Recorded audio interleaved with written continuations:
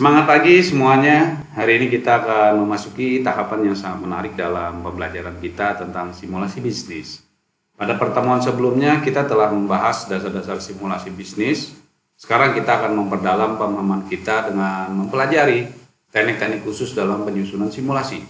Dengan menguasai teknik ini, kita dapat membuat model simulasi yang lebih akurat dan komprehensif untuk mendukung pengambilan keputusan bisnis kita.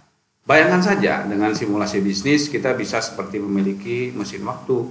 Kita bisa melihat ke masa depan, memprediksi berbagai kemungkinan yang bisa terjadi, dan mengantisipasi risiko sebelum benar-benar terjadi.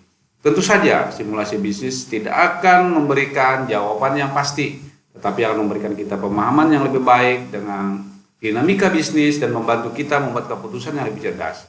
Pada pertemuan kali ini, kita akan mempelajari berbagai teknik penyusunan simulasi, mulai dari pemilihan variabel yang relevan, pengembangan model matematis, hingga intervensi hasil simulasi. Saya yakin dengan pemahaman yang baik tentang teknik-teknik ini, kalian akan mampu membangun model simulasi yang sangat bermanfaat bagi bisnis kalian di masa akan datang.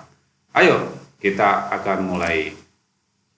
Pada materi ini, judulnya adalah teknik penyusunan simulasi bisnis.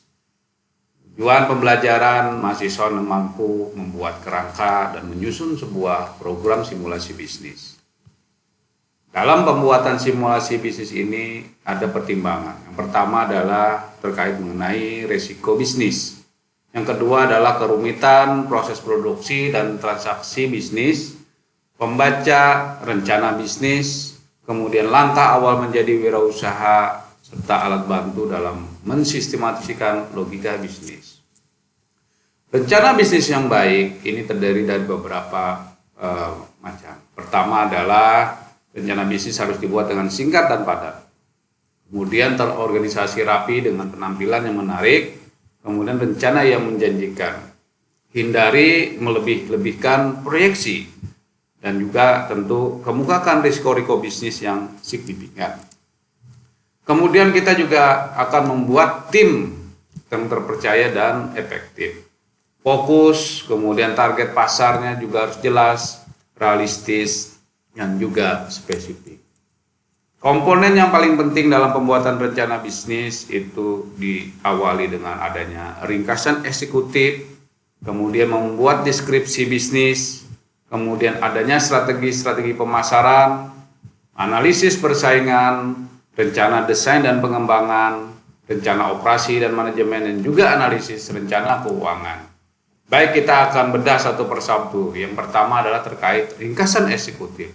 Dalam ringkasan eksekutif, kita perlu adanya konsep bisnis yang dituangkan. Kemudian misi perusahaan, adanya produk dan jasa yang ditampilkan, persaingan, target dan ukuran pasar, strategi pemasaran, tim manajemen yang terlibat, dan juga terkait mengenai keuangan.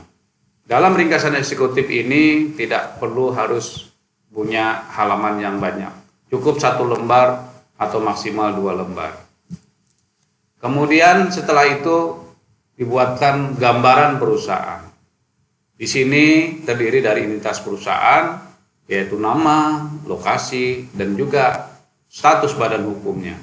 Kemudian ada visi dan misi perusahaan, kemudian juga produk dan jasa digambarkan dengan jelas, sekilas, singkat, kemudian juga perkembangannya sampai saat ini. Kemudian tadi adalah status hukum dan juga kepemilikannya. Kemudian berikutnya adalah strategi pemasaran. Ya, dalam ini adalah perlu ditampilkan tren dan pertumbuhan industri, kemudian gambaran pasar, ukuran dan tren pasar, juga peluang strategi, target pasar yang terlihat, kemudian juga karakteristik daripada pasar tersebut. Kemudian berikutnya adalah analisis persaingan.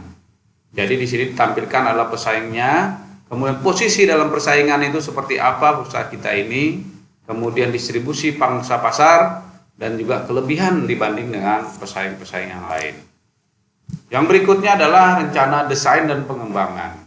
Di sini diperlukan adanya tujuan usaha kita dalam jangka panjang. Di sini biasanya kita letakkan di 5 tahun. Ya. Kemudian strategi apa yang dilakukan, kemudian sasaran dan jadwal pencapaiannya, Kemudian ada evaluasi risiko atau kita sebut mitigasi risiko, dan yang terakhir adalah exit plan. Kemudian di bagian rencana operasi dan manajemen, ini diperlukan adanya tampilan fasilitas yang dimiliki, bagaimana proses produksi, pengendalian persediaan, pasokan dan distribusi, riset and development atau pengembangan produk, kemudian kontrol keuangan, tim manajemen dan konsultan. Berikutnya ini adalah analisis rencana keuangan. Bahwa dalam membuat rencana bisnis kita ada proyeksi dari keuangan, yaitu baik pendapatan dan juga aliran kas. Termasuk kita juga sudah memiliki laporan neraca, kemudian sumber modal dan penggunaannya seperti apa, asumsi yang akan digunakan, termasuk juga adalah analisis break-even point dan payback period. Nah, demikianlah materi yang disampaikan pada hari ini. Baiklah teman-teman, kita telah sampai di akhir pertemuan kita pada hari ini. Kita telah membahas berbagai teknik penyusunan simulasi bisnis yang sangat berguna untuk membantu kita dalam pengambilan keputusan. Simulasi bisnis adalah sebuah alat yang sangat fleksibel. Kalian dapat menggunakannya untuk memodelkan berbagai jenis sistem, mulai dari sistem produksi hingga sistem layanan. Bayangkan saja, dengan simulasi bisnis, kita dapat menguji berbagai skenario, mengidentifikasi risiko, dan menemukan peluang baru.